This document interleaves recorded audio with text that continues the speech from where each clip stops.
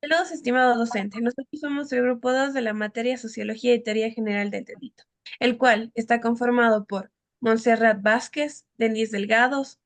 y Natalia Ortiz y mi persona, Cristina Álvarez. Para hablar de la teoría del delito, hay que empezar con que es un hecho antijurídico y doloso, el cual está sancionado con una pena. Esta es la acción típica u omisión antijurídica y culpable. Hay que tomar en cuenta de igual forma que la teoría del delito no es más que la unión de varios pensamientos de varios filósofos en los cuales nos habla acerca de cómo el ius ponendi del Estado de poder juzgar o dar seguimiento a casos de personas que hayan incumplido con la ley. De igual forma, hay que tomar en cuenta lo que habla Bentancur, es que obviamente estos delitos no se tienen que juzgar de manera particular, sino de manera general para llegar a tener una teoría del delito como tal y sobre todo entender la trascendencia que tiene esta en la sociedad para así tener mejores políticas para controlar el delito y sobre todo para tener una sociedad en la que se pueda entender el porqué y cómo acarrear el porqué y evitar estos problemas.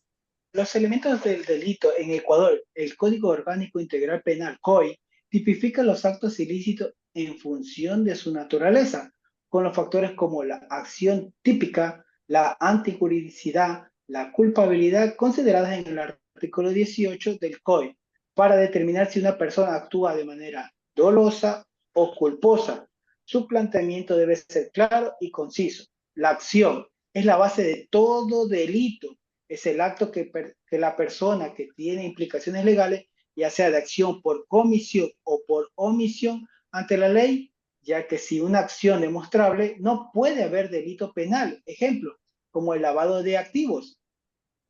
Sea consciente o inconsciente de este delito, ambos serán castigados penalmente acorde al artículo 17 y el artículo 60, inciso 14 del COI. La tipicidad, esta garantía es la acción que alinea a las normas del COI, por lo tanto, respaldando que una persona no sea castigada por conductas que no están definidas de tipo doloso o culposo por la ley. Ejemplo, el homicidio, el robo, la estafa, el engaño, acordes al artículo del 20 del Código Procesal Penal Civil del 2001 y el artículo 25 al 28 del COI. La antijuridicidad es la violación de la ley que se rige a una sociedad para determinar si el acto es punible o no al derecho vigente, ya que toda conducta ya que no toda conducta es típica y debe ser analizada en tres aspectos: formal, material, valorativo. Ejemplo, si una persona excede el límite de velocidad en una carretera, es una infracción de tránsito, acorde al artículo 391 de la ley de tránsito, pero es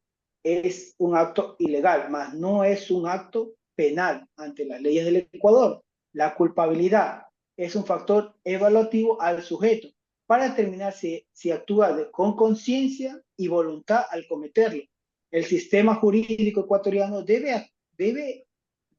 al actor resolver si hay haber actuado con intención o con negligencia o con trastorno mental comprobable. Ejemplo, si una persona tiene la intención de causar daño a otra, es de tipo doloso, mientras que si una persona con trastorno mental o de forma accidental le causa daño, eso es tipo culposo, según el artículo 27 y el artículo 34 al 38 del COI. Ya, en cuanto a un análisis breve, digamos, de la finalidad y el objeto del derecho penal, es importante partir de lo que nos plantea von List en cuanto nos indica que el derecho penal es una barrera infranqueable frente a la política criminal, en el sentido que ésta se transforma en un amparo para el ciudadano frente al leviatán del Estado, lo cual significa que siempre que se pretenda desde la política criminal establecer que cierta conducta debe ser parte de la ley penal, esta tiene que ser analizada por la dogmática jurídica. En ese sentido también se puede establecer que la La dogmática penal se mantiene en una continua evolución, ya que se encuentra buscando coherencia entre lo que establece la norma y la estructura social. En cuanto al COIP, que hoy por hoy disponemos, entró en vigencia justamente hace 10 años, en agosto del 2014, el cual tenía como objeto adecuar la norma penal a los preceptos constitucionales, al paradigma constitucional, el cual establece que el Estado es constitucional de derechos y justicia. En ese sentido, el paradigma que busca es una concepción garantista de mínima intervención penal. Para muchos autores, el COIP está basado en un sistema finalista, el cual se refiere a que la responsabilidad social sobre la culpa tiene que determinarse, comprobarse la culpabilidad y no puede ser presumida en base a los antecedentes del delincuente o a las características sociológicas. Finalmente, para comprender la finalidad y el objeto del Código Integral Penal, podemos encontrarlo eso en los primeros artículos. Por ejemplo, el artículo 1 nos plantea la finalidad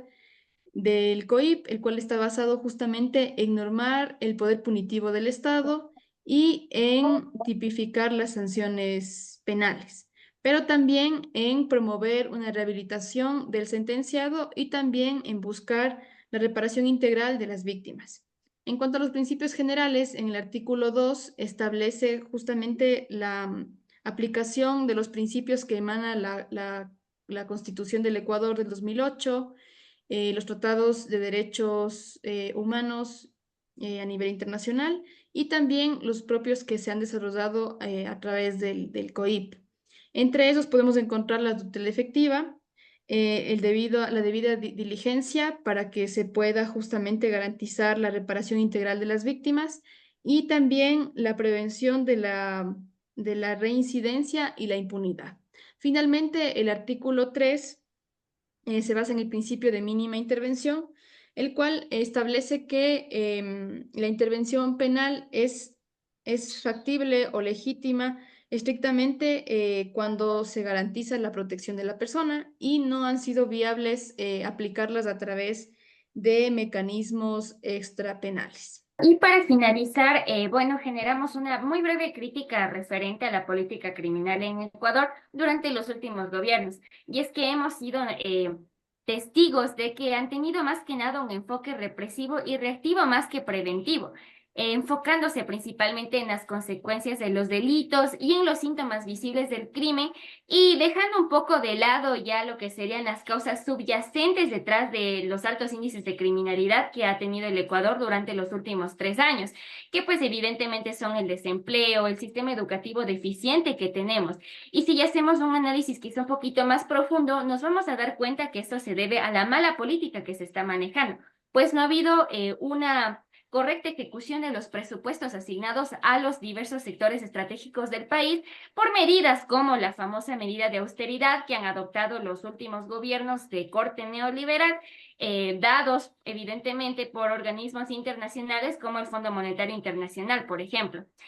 Y bueno, yendo un poquito más a la parte del derecho penal, como bien mencionaban mis compañeros,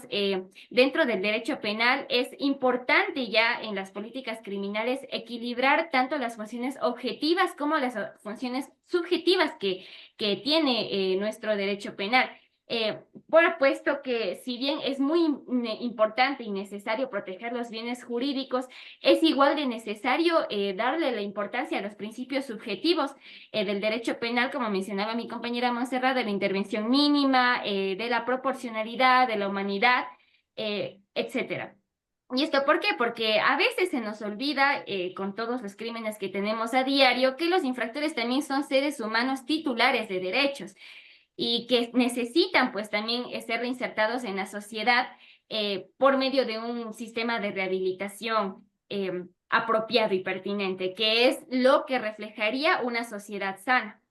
En conclusión, es muy importante y necesario transformar este sistema de políticas predominantemente punitivas que se manejan en el Ecuador y orientarlo ya a un sistema preventivo, que sea sostenible en la reducción de delincuencia a largo plazo. ¿Con qué? Por ejemplo, con ejecución total de los presupuestos asignados al Ministerio de Educación, con apoyo de otras instituciones como el MIES, etcétera. Lo importante es reconocer que si bien, por ejemplo, han aumentado la asignación financiera a las Fuerzas Armadas y la Policía Nacional, al ser multicausal el problema de la delincuencia y de la criminalidad en el Ecuador, igual la solución debe ser simultánea por múltiples campos del Estado. Entonces, es importante que el sistema preventivo se lleve apropiadamente por parte del siguiente gobierno que tenga el Ecuador para así generar un Estado más sano, con justicia y una política preventiva pertinente para la seguridad de todos los ecuatorianos.